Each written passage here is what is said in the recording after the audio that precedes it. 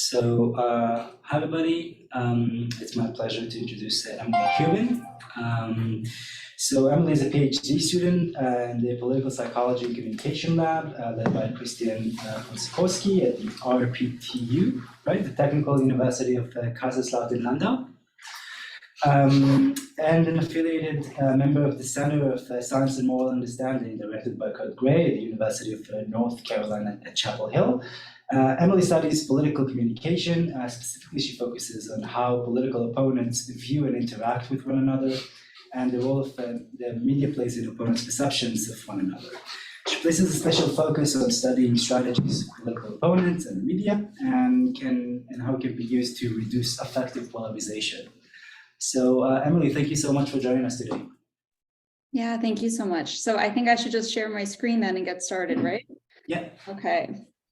So let's see how I do this. Okay, so I think you can see my presentation now, correct? I just need to put it in my presenter. There. Okay, so you can see me and you can see the screen, right? Yes. Looks great. Perfect. Okay, so I'm going to get started then. Yeah, so thank you so much for having me. I am very excited to be here. And today I will be talking to you about ways we can try to confront or combat political polarization, specifically really focusing in on more of the effective issues that we have, so trying to reduce partisan animosity. And later in my talk, I'll also be discussing how the media can help us combat these problems. Let's see if it lets me switch screens. Great. Or like to the next slide. Technical issues. Let's see. There we go. Okay. So I don't think I have to make the argument to you that today in society, we're seeing growing levels of extremism, growing levels of political polarization, threats to democracy. And this is clearly a big societal issue that we're facing, not just in the US, but in many other societies across the world, right? Of course, this is exemplified by what we saw with the January 6th attack. Increasingly, people, especially within the US, are becoming ideologically polarized. So they're increasingly disagreeing on political issues, having divergent political attitudes. But it's not just about where we stand on policy. It's also how we feel about one another, right? It's not just about, okay, we disagree. It's also that I'm increasingly disliking those that disagree with me. There's growing evidence, especially in the US, of rising levels of partisan animosity, affective polarization, and like hostility towards the other side. And so not too surprisingly, there's a lot of growing scholarly interest and research on trying to find ways to reduce this partisan animosity, developing strategies, tools, interventions that can deal with these problems. Examples of this include things like correcting misperceptions. So we know from previous research that people tend to hold many misperceptions or over-exaggerations or stereotypical attitudes about their political opponents, but we can simply correct these kinds of misperceptions, and that can lead to reductions in partisan animosity. We also know from other types of research, we can do things like highlighting people's shared identities. So we know that like when we remember, okay, we're all Americans, like that can be helpful for reducing the hostility between Democrats and Republicans because we have this overarching like shared group membership. There's also more like individual level strategies that are being developed. So there's some evidence suggesting that when people are intellectually humble, or they tend to have that kind of personality trait, where they can recognize maybe I don't know everything or I don't have all the information, that this can also be connected to being less likely to dislike those that disagree with you. And so those are just some examples of the kinds of interventions that are currently being developed. And that's also where a lot of my research lies, trying to find ways to bridge this divide, but not necessarily change people's political attitudes, but at least have them disrespect or dislike each other a little bit less, right? Trying to find ways to reduce that hostility.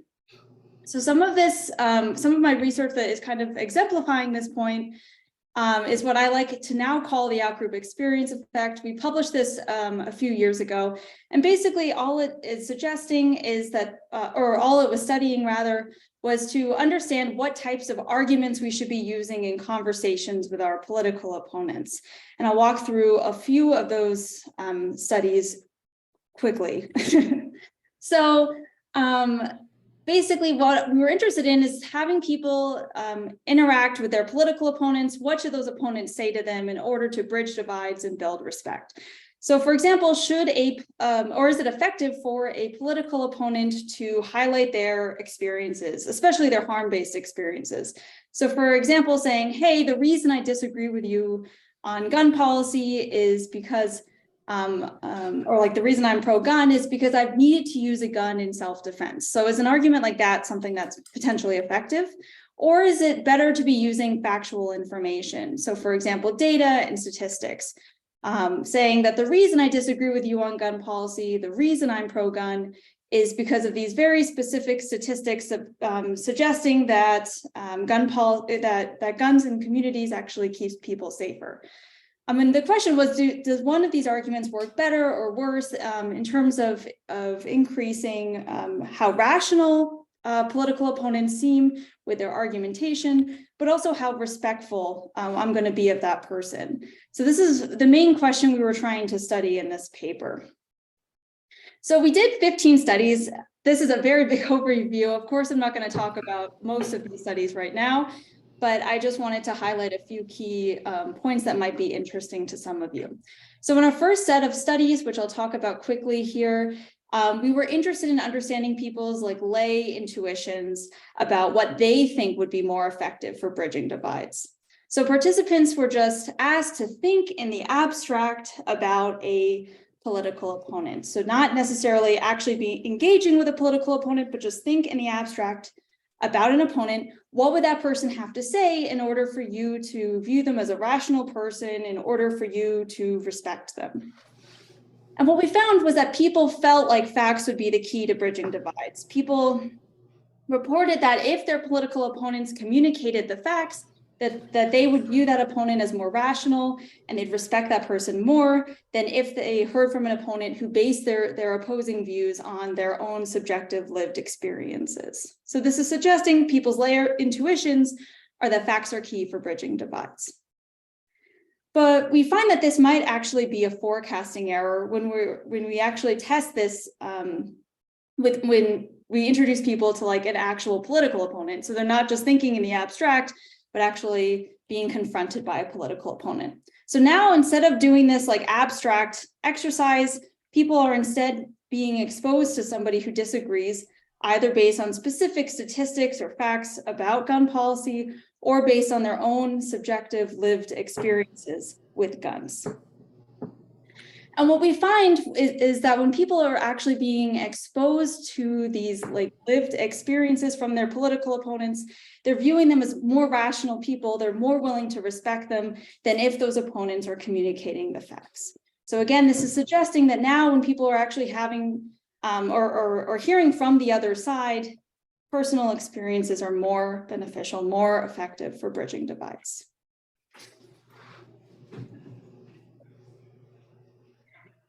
We tested the effects of all of this in many different kinds of contexts. Again, I don't have time to go into many of them, but I just wanted to point to one, which was a field study. And in this case, we just went up to people in North Carolina off the street and asked them if they would participate in a study. And those who came to participate just sat down at a table that we had set up, and we told them that they would be talking to somebody who disagreed with them on gun policy. And they were led to believe that this person was another participant, but in reality, this person was a research assistant who was trained and had memorized several different kinds of scripts. So the participant would hear from this research assistant that they disagreed on gun policy, again, either based on specific statistics or facts about gun policy, or based on their own harmful lived experiences that they've had with guns.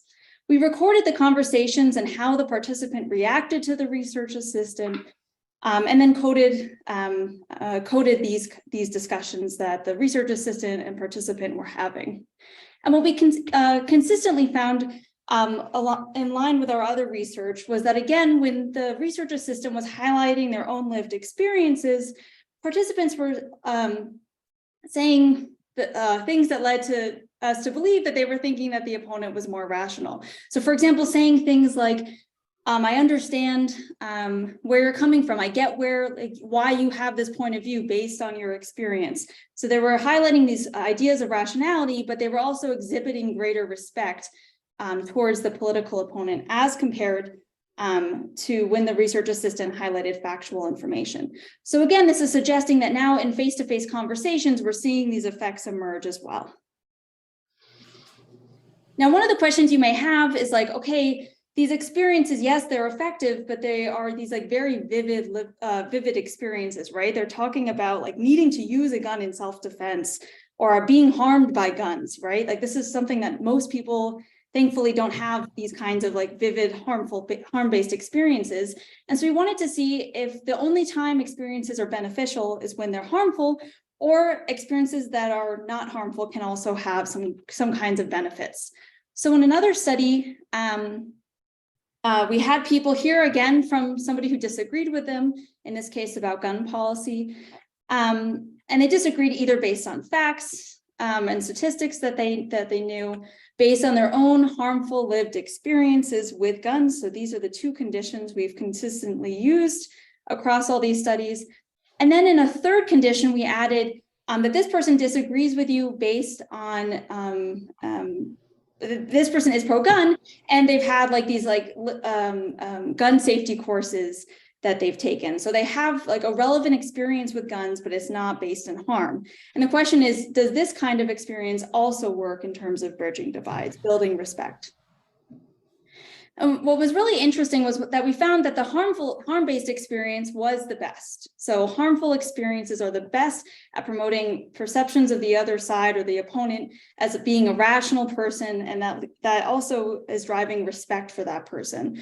But importantly, the non-harmful experience, so the experience with a gun safety course, also was significantly better than communicating facts alone. So even though non-harmful experiences don't work as well, they still work better than communicating facts. And many people have non-harm-based experiences that they can then be using in these conversations. And this is at least preliminary evidence that that may be more helpful than sharing the facts. We also did several other studies that I don't have time to get into right now that I wanted to point to quickly though.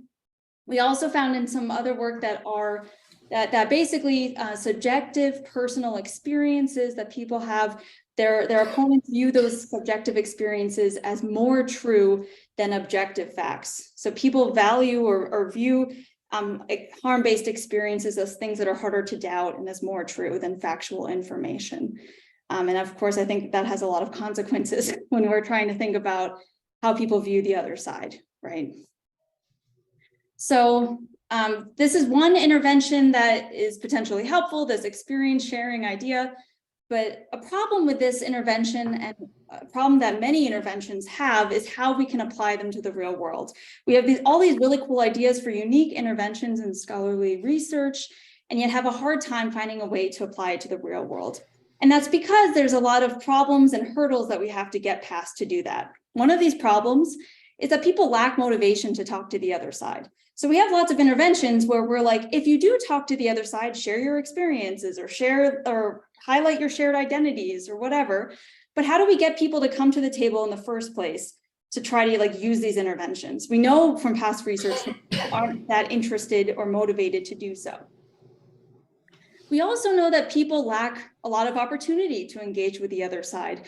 For example, there's evidence of geographic polarization where people tend to live in communities of like-minded others, meaning that there might not be many chances for them to implement these kinds of interventions into their everyday lives. I should say we see evidence of this in the US, but recently I think I saw a paper that was talking about how there's some levels of geographic polarization also occurring in Western societies within Europe. So how do we deal with these problems of lack of motivation and lack of opportunity? Well, one way we can deal with this is first by finding ways to increase motivation, increase people's interest in coming to the table so that we can implement all these interventions that we as researchers are developing, right? And this is an area of research that's unfortunately very understudied and something I'm hoping to look into in the next years. Another way we can get past these problems of motivation and opportunity is by implementing interventions into media content or into the media ecosystem. Finding ways to develop interventions that can be meeting people where they are, which is probably for many people online, right? But yeah, to understand how media can help us in terms of combating political polarization or partisan animosity, we first need to understand how media relates to political polarization. What is the relationship between media and how we view the other side and also our political beliefs more generally? And I should note that when I talk about the media from now on, what do I mean? I mean a very broad term of this, both news media, traditional things like CNN or Fox News, but also social media as well, TikTok, Twitter, whatever. So in my first dissertation paper, I conducted a systematic review of all of the research on media and political polarization. So I'm not going to get into the nitty-gritty details of this, but I just want to highlight that this is a systematic review. And so we were looking for all papers that were, of course, in English so we could understand them, but also were quantitative in nature, so not like qualitative or theory-based papers. And they also had to be published in an academic, like peer-reviewed journal, so not like a conference paper or preprint. They also had to be specifically about news media and or social media, and ideological and or affective polarization. So it had to have some of those elements, and like every paper had to have at least one of both of those elements of polarization in media.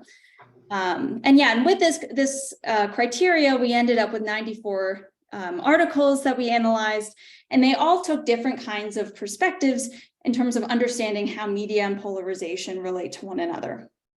So for example, some papers were focused on the content of media, so asking questions like, is the language within news content becoming more polarizing over time? Actually looking at the polarizing content within news media or social media, so content analyses. Another line of research was more focused on selective exposure. So if I'm selectively exposing myself to media, does that make me as a person more polarized? That's an example of a question. And then the third set of papers were more focused on the direct media effects on polarization. So how does this content that I'm looking at right now in this experiment impact my polarization? So I should also note that there's lots of findings that we have in this paper. I don't have time to get into all of them now, but I'll just give you a sneak peek at a few of them. So one thing is, of course, probably not too surprising to any of you, that we're increasingly interested in this topic. So this is basically just showing the year of publication and the number of publications that were published within that year. We can see before like 2013, basically no papers were out about this. There was just a handful. And now we're seeing increasingly more research on the role of media in political polarization.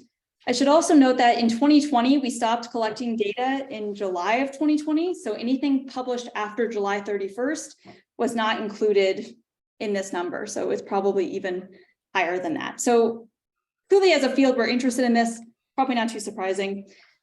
Another thing we found was an overabundance of samples from Western societies. So the bigger the red dot, the more samples were from that country.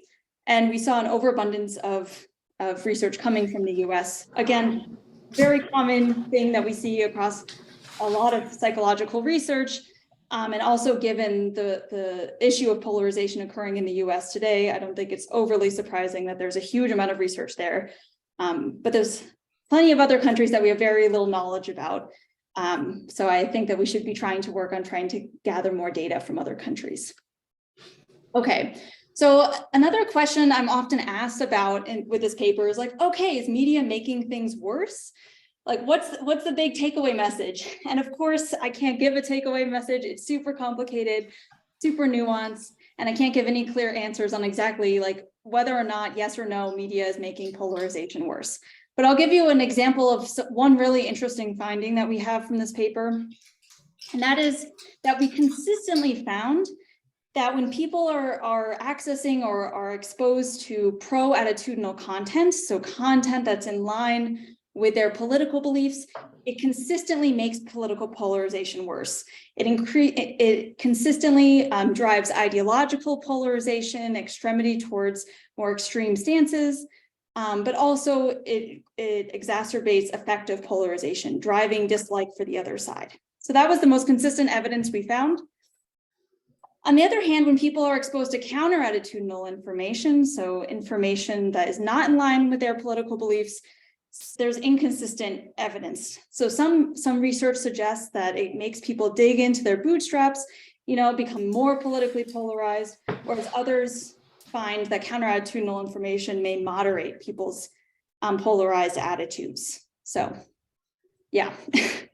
Another problem not problem, but interesting insight we found was that there was a lot of different ways people are measuring affective polarization. And arguably, this isn't just a problem within research on media and affective polarization, but probably the polarization literature more generally.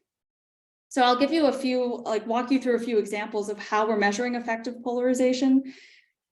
So if you've ever done any research with affective polarization, you probably know we tend to use feelings thermometers. So warmth thermometers, liking thermometers, etc. And so some researchers use a different score. So how much do I like my in-group minus like my out-group, or feel warmth towards my in-group minus coldness for my out-group.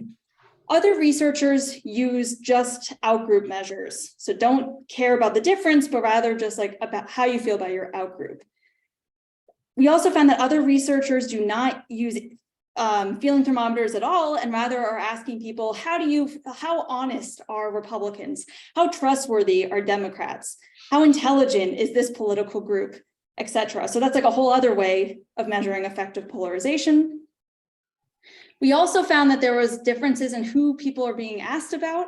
So it's not just about whether we're using thermometers or not, or whether we're using a different score in thermometers or not, but also who we're asking about. So examples include asking about a specific political leader. So how do I feel about Trump versus Biden? Others would ask about, how do you feel about the Republican Party versus the Democratic Party? These are just examples. Of course, not all of them were US-centric targets. I'm just giving an example for clarity purposes. Other times it was, how do you feel about this Republican or this Democrat? So a specific person from the other party. And other times it wasn't about a party member, but rather about a policy opponent. So how do you feel about this person that disagrees with you on climate policy, for example? With this, I'm not trying to say any measure is more or less good or more or less correct. I'm rather just trying to highlight that we should be careful in trying to compare these with measures when they may not be as comparable as we're hoping that they are. And I think that we need to be more cautious and aware of this as researchers studying affective polarization. Emily? Yeah. Do you have any data or any idea whether there's been work on trying to see how they correlate to one another? I was actually I don't know of any off the top of my head. I'm not aware of any, but I was talking to somebody recently about this, that it would be a really cool paper to just ask people about using all of these different kinds of measures and see if they really are comparable or not. But I don't know of anybody doing that, but I think somebody should. Yeah, the construct validity, right? Yeah, yeah. So one of the other big gaps that we found in the systematic review is that there's very little research on how media can help us. So there's very few questions in terms of trying to see what media strategies can be used to bridge divides. So this gap is kind of the big motivation for my following two dissertation papers that I'll briefly talk about. So yeah, I'm going to try to make the argument to you that the media is actually a really powerful place for us to be trying to reduce partisan animosity. When we implement interventions into the media context, we're again meeting people where they are. We're getting past these issues of motivation and opportunity that often are plaguing us when we're trying to develop interventions and apply them into the real world, right? Additionally, we can implement these kinds of interventions at the mass communication level using when we're using the media to help us do this. You think when I work with practitioners, they do amazing work, but it's so time consuming, so costly, and often you end up only being able to work with maybe 50 people at a time or something like this, right? But if we are able to develop strategies that can be implemented within media, we can be reaching tens of thousands of people potentially quickly and relatively inexpensively. So that's another benefit of media implementation. And finally, we also know that interventions that reduce partisan animosity tend to have relatively small effects, and these effects are not long lasting. And the media can help us get past these problems potentially through helping us implement repeated exposure. If people are repeatedly being exposed to these things in news media or social media, they could potentially increase the effect, make the effect larger and also more long lasting of our intervention strategies.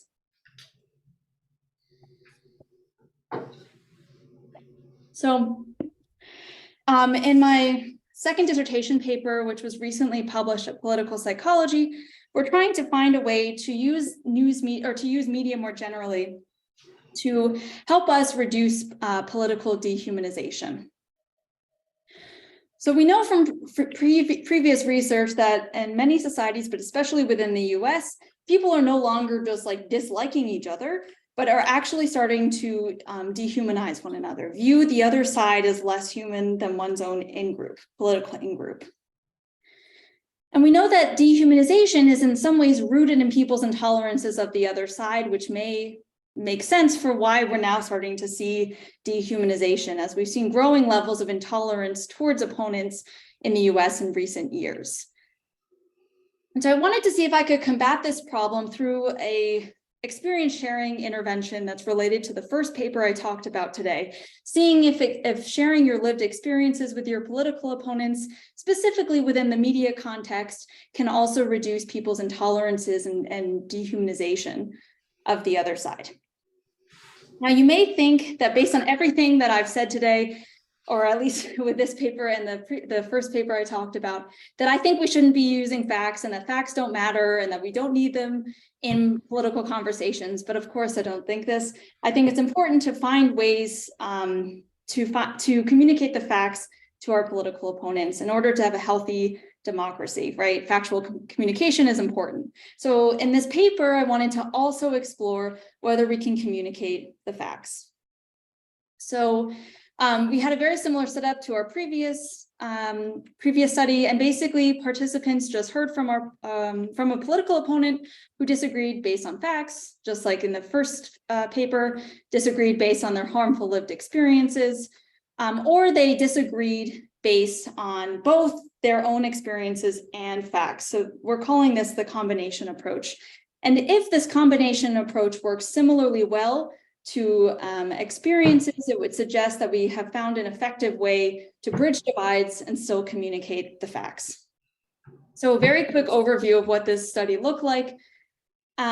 Basically, in two different studies, we had people either see a news article stimuli or a social media post that talked about a political opponent's experiences, facts, or a combination of both. And we wanted to see if participants seeing this kind of media content would then change or shift their beliefs about their political opponents. So an example of what this looks like, this is an example from the social media stimuli, where people just hear from a political opponent who disagrees based on specific facts. The next condition is them disagreeing based on specific experiences that they've had. And then the third condition is just the combination of both. So it's supposed to look like a semi-realistic social media or Facebook post. And we wanted to then, and participants then reported how tolerant they were of that individual and how willing they were to dehumanize them.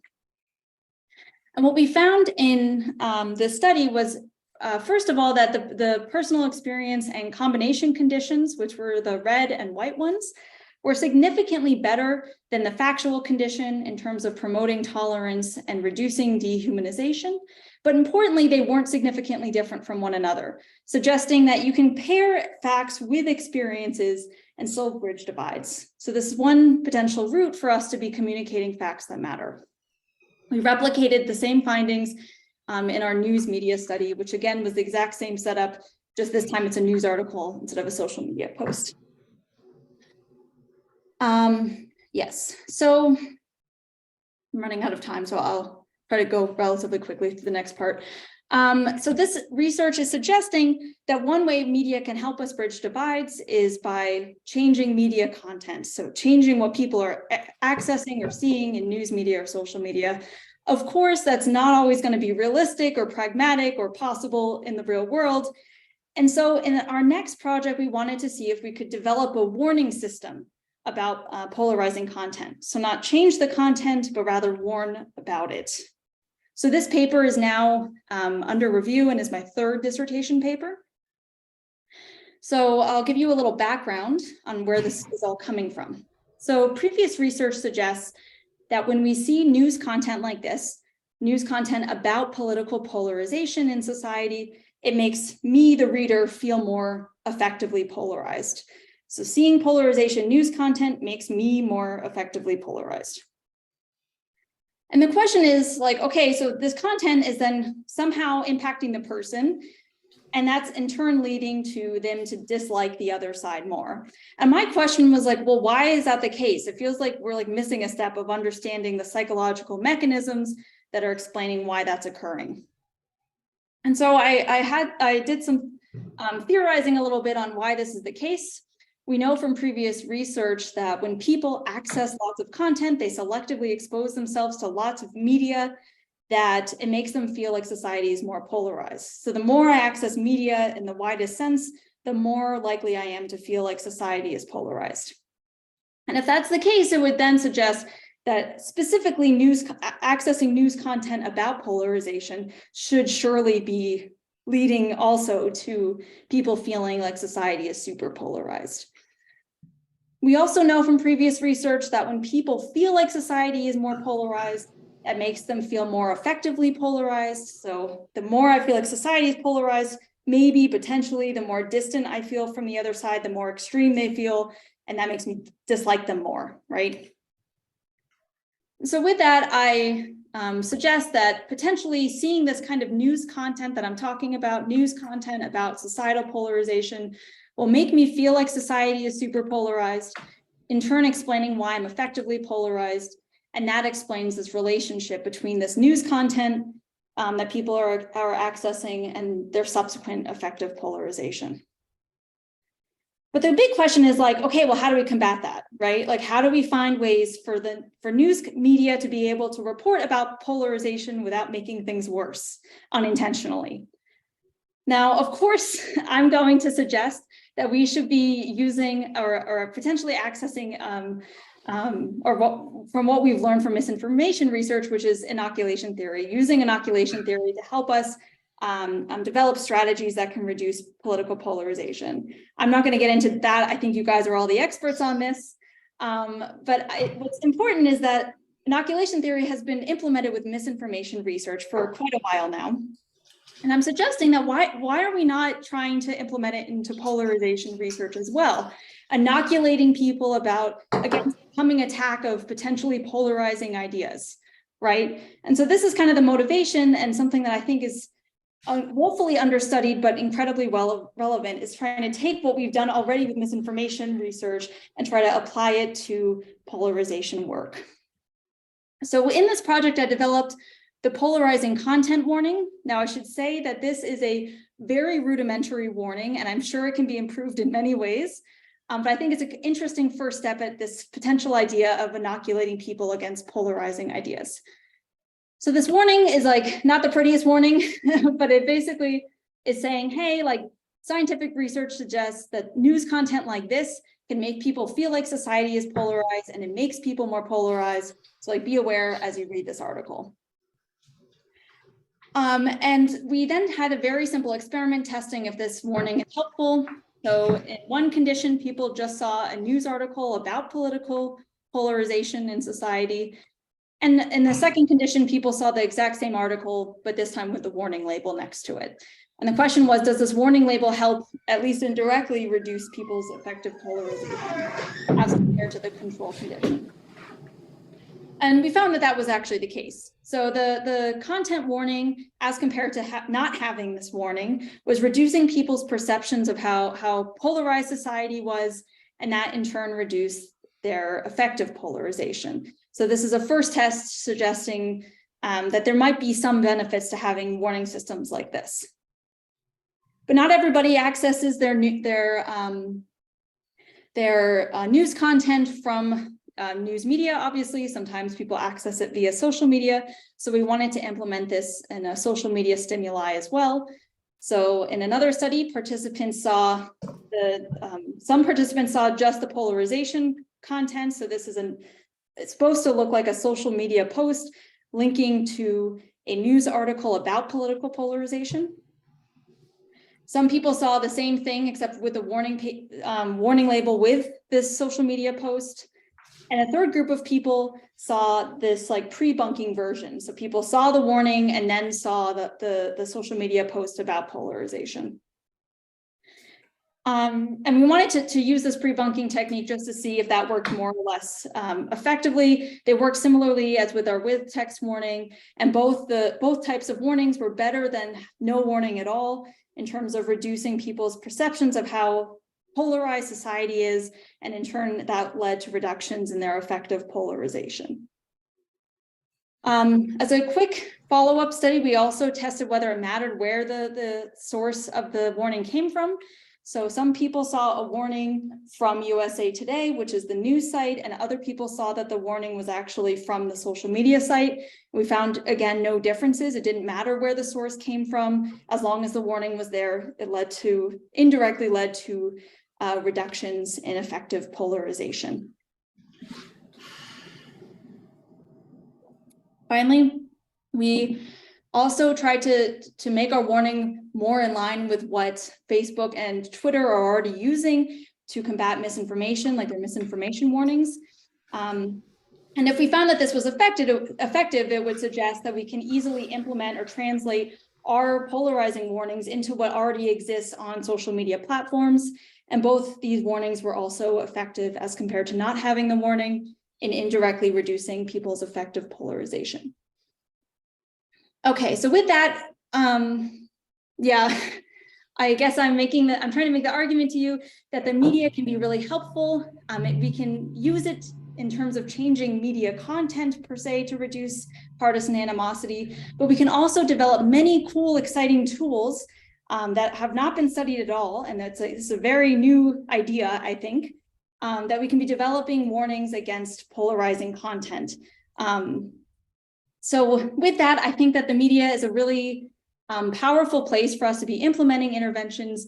It can really improve the applicability of our interventions into the real world. So yeah, with that, I want to say thank you so much for having me. I'm so excited to hear your thoughts and questions, and feel free to contact me after our meeting as well. Yeah.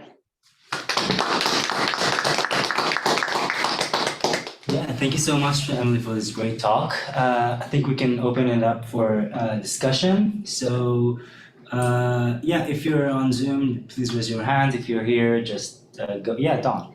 I actually have a few, but I'll start with one. Thank you first, very great talk. And I was wondering about the things you said about how counter-attitudinal evidence and attitude-consistent evidence was presented, sort of affected people. And then there was, I think you were saying that attitude-consistent evidence increases polarization, but the counter-attitudinal sort of opinions were, the evidence was inconsistent presented to people, and maybe whether that's explaining the inconsistent findings.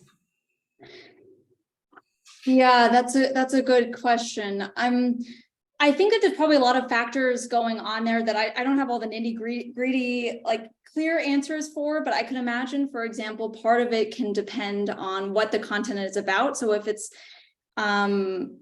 if we're thinking about like a super moralized issue like abortion, it's more likely that hearing counter-attitudinal attitudes are going to make you dig in your heels a bit more and become more polarized. Whereas if this content is something about like, we disagree on genetically modified foods, maybe I'm more open to it. So maybe it depends more on where I'm standing or how strong my views are on this issue to begin with, or how moralized this issue is to me. But I don't think that I have a clear answer off the top of my head, but what would be interesting, maybe is helpful, is to look back at those papers that we have this evidence from. I don't remember all the exact findings from every little paper that we were looking at, and see if there's like systematic differences between the papers that find the consistent versus inconsistent, the growing polarization versus reducing polarization findings for the counter-attitudinal information. I wondered a bit about whether it's the tone of that information. So I can well imagine that, say, it's in line with your attitude and it's, I don't know, bashing the outgroup, versus if it's not in line with your evidence and it's also bashing, basically that's bashing you. So I wondered if, because in the context of your talk, talking about sharing experiences and bridging divides, whether that was something worth looking into. I'm not sure I'm following with the bashing part. Maybe. So like, for example, when you see something that's aligned with your attitudes and you don't like an outgroup and it's derogating the outgroup, right? Yeah. But if you see something that's against your attitudes but it's derogating the outgroup, it's actually derogating you. So that the tone matters. Basically. Yes, but I think that often it's not necessarily that the content is necessarily derogating any group. It could just be like, here is evidence that's counter to your beliefs, but it isn't necessarily saying like this is.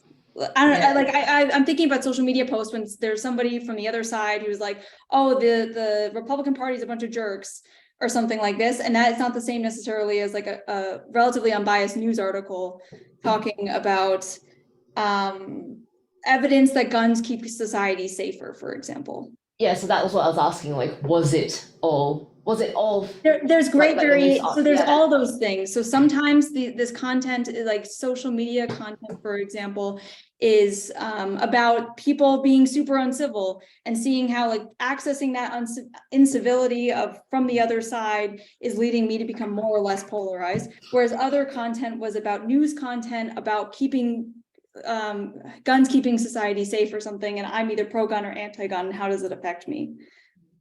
So there was great variation in all the types of news content or social media content that were being studied. This isn't just like a very controlled, only looking at like a specific type of social media content. Yes, yeah, precisely. So that's what I'm really interested in, to see whether there's that sort of asymmetry where, despite the variation of content, you find the effect in one case, but then the tone or the topic really matters a lot when it's counter-attitudinal. I think it would be really interesting to go back to those papers, see like, and really like, I didn't look into the exact details of exactly what they were measuring or their stimuli necessarily. I have the data available and the things that we coded for, but to look at all those papers that fit into those categories and see if there's systematic differences in the papers that were focusing on counter-attitudinal information versus and which ones were showing that it's making it more or less worse, and if there's differences between those things, and how that information is related or comparable to or not to the pro-attitudinal findings in terms of those papers that they were studying. Yeah, that's cool. I'd be quite interested in looking at that data set. Yeah, definitely. It's all available on OSF. If you look up the article, there's an OSF link to all of our materials. Thank you. Yeah. Well, okay. Yeah, thanks. Great talk. I've got one comment, and then I'll hand it over for Almo to tell you something about what we've been doing with inoculation. The comment is, to what extent does it matter whether the polarization you're concerned about is symmetrical or asymmetrical? Mm. The reason I'm asking that is, I think, obvious, because there's a lot of data to suggest that, today's Democrats are kind of like Democrats used to be 20, 30 years ago in many ways. And that's not true for Republicans. There's a lot of evidence to suggest that they have just drifted off to a very different space. So it's asymmetrical. Now, does anything that of what you said is anything there affected by that, or is this something that just doesn't matter to you? Yeah, no, this is definitely a very relevant point. I think that this point is actually more relevant in terms of understanding ideological polarization. So of course, this in and of itself, you can argue is asymmetrical, just as you said. But with effective polarization, I would make the argument that even regardless of where people are standing, the left and the right are both increasingly having these extremely negative views of one another. And I would argue that it's not as asymmetrical as what we're seeing with the ideological polarization. So for me, I think that it's something to consider whenever I'm trying to understand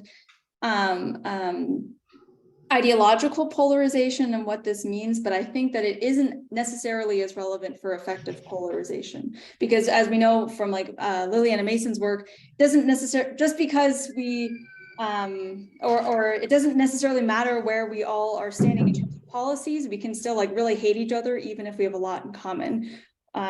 So I think that potentially where people stand in terms of political attitudes isn't necessarily as correlated as, especially within the US, as correlated as we would have once imagined.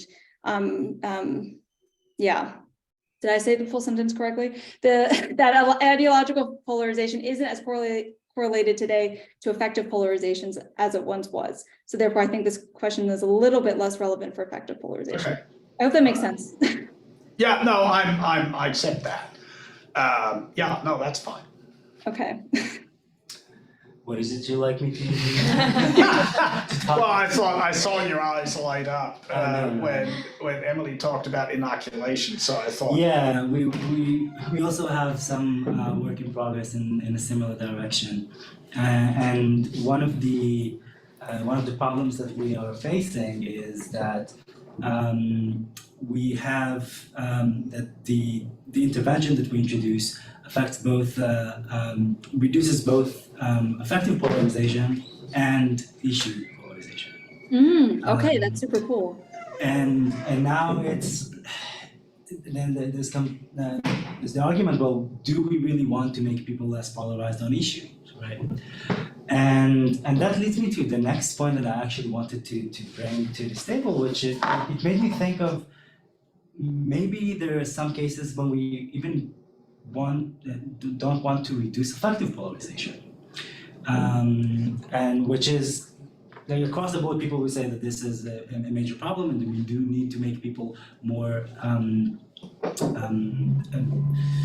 to make more cohesive societies. But I am now thinking coming from Israel and about what's going on in Israel at this particular moment, and I'm thinking that affect is a really strong driver to mobilize political groups, and without this rage and anger that basically drives this effective polarization, I don't know if there is any avenue to change political issues at hand. So I'm wondering, and this is because there's a lot of talk right now that we need to be less polarized, especially like within Israel, and we have to kind of make the flames go down. And I was wondering about whether you have any thoughts about this. Yeah, I think that this is a very interesting point of view. And I think one of the issues I struggle with is I think it's all about, I mean, at least within the US context, I can speak mostly about the US context because I'm an American, so I can understand this context a bit more than I would be able to say something about Israel specifically.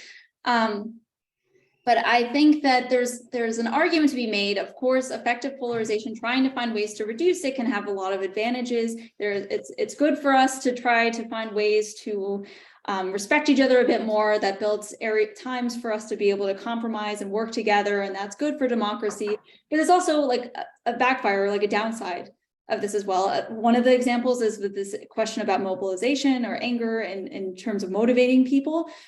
But another is trying to, or expecting or asking people in marginalized populations to like respect the people that are like denying them rights or these kinds of questions. And is that really right for us to be trying to get them to be like, oh, come on, just like this guy a little bit more, right? So I see it's almost like an ethical question. I don't have a good answer on where it is best made appropriate, but maybe I think it's an interesting perspective that isn't discussed very often, is that there's actually times where having some level of effective polarization might be a good thing or the right thing to allow marginalized groups to be effectively polarized against people that are trying to take their rights away, right? Or being prejudiced against them. Yeah, I don't know if I have a good answer to that, but I agree. A bit on the point, if I may. Yeah. It seems to be that you want to sort of, there is still a use for it, because even though, maybe it's just how we position it, because it's not so much about, well, you need to respect this guy that's oppressing you, but obviously balancing that amount of anger and channeling in the right way, rather than going out and say shooting the person because you're so angry with them. So there's still a place for it, but it may be worth thinking about exactly what's the objective of the sort of depolarization. There's also, when I think about with ideological polarization, like, of course, I mean, it's not necessarily, I don't personally try to work on finding ways to reduce ideological polarization. I don't know if it's really my place to be trying to persuade people in one way or the other. But I think that there's also a question about, okay, extreme ideological polarization probably leads to congressional gridlock or whatever, these kinds of governmental problems. It can lead to further divides in society. But also some level of ideological polarization is good. Like if we just all agree on everything, like there's evidence showing that suggesting that you end up making like worse policy decisions in the end. Like deliberative democracy, where people have lots of different ideas, is also a really good thing. So I guess maybe we want something more in the middle of like not extremely polarized, but not like completely all the same either. But finding where that is and where the lines are and where we should be trying to move things is really challenging as researchers. Yeah. Hannah has her hand up. I just want to add another dimension to this discussion of when is it good to reduce effective polarization and when is it not, because I've heard a very similar debate with regard to misinformation and trust in institutions, because we want to foster trust in institutions in democratic countries, right? But we don't want to do that in Russia. And maybe Israel is moving in a more complicated populist authoritarian direction. And that's why in that context, you don't want to reduce effective polarization, because you need, as democracy breaks down, a cohesive society has less of a function, right? So I think that might be the explanatory variable, or the theoretical variable we need to think about in different contexts. That's a good point. Yeah. Lisa. Yeah, so I had a different thought that's kind of along these same lines, and that was in these last studies, you're giving these warnings so that people kind of don't change their beliefs as much after reading these articles.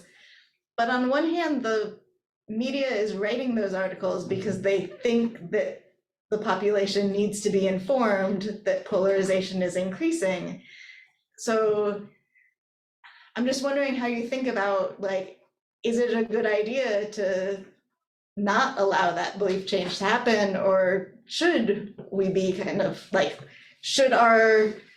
is it good if we have an accurate understanding of the current level of polarization, or? Yeah, so we had the reasoning behind this was, so the Lewandowski paper, where they basically are showing that when you're accessing this kind of content or seeing this like article about polarization and it makes you more effectively polarized, their solution to this problem was to not talk about polarization and instead highlight moderation, highlight how we all have a lot of things in common. And so we were trying to take the next step and say, okay, but journalists need to be reporting on the realities of political polarization, right? That's like what good journalism is. Like if the US is becoming more polarized, we got to report on it. And so we wanted to see, is there a way, instead of just like saying, oh, actually we all agree on everything, or not, well, I mean, that's not what they said, but they were like, okay, here's like lots of examples of all the things we agree on, and they don't address polarization in their like solution version of the news article. We're saying, can we take this polarizing article and just warn people that like it could make you feel more polarized? And I guess the question, first of all, of course, there's lots of ethical questions around when and where we should be trying to be moving people that I don't think I have the place or the expertise to be determining. But I don't think that I'm necessarily not informing people by giving them this warning. Rather, it's like, okay, read the article, learn that our society is becoming more polarized, but be aware this can have a polarizing effect on you. But what you're measuring isn't, I mean, so the endpoint is that effective polarization, but it's going through their perceptions of like how polarized actual society is. And so what you'd really want to do is kind of disconnect those two things. But right now you're going through the middle one, which is the one that journalists are trying to get people to have the accurate perception. Well, also the question is what, and this is something that my data doesn't have evidence for, but maybe the bigger question is actually, what is the accurate, like, are people overestimating Exactly. polarization in terms of just seeing the article without the warning? Right. And like, is it then being like almost like corrected by the warning label? Right. Yeah. And I think that's what you don't know. Are people getting to like accurate understanding? Are they getting to overestimation, or kind of what's happening there? Because where you end up probably determines whether it's good or bad to have a warning attached.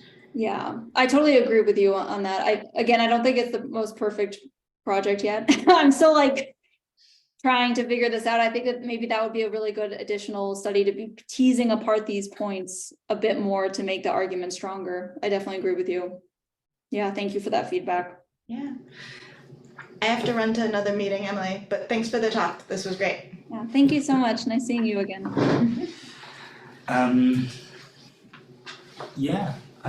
I think if there's no other comments, I think we can actually wrap up right now. So Emily, thank you so much for joining us today. That's been really a really great talk. And yeah, looking forward to read the paper when it's out. Thank you. Okay, well, I'll stop recording now.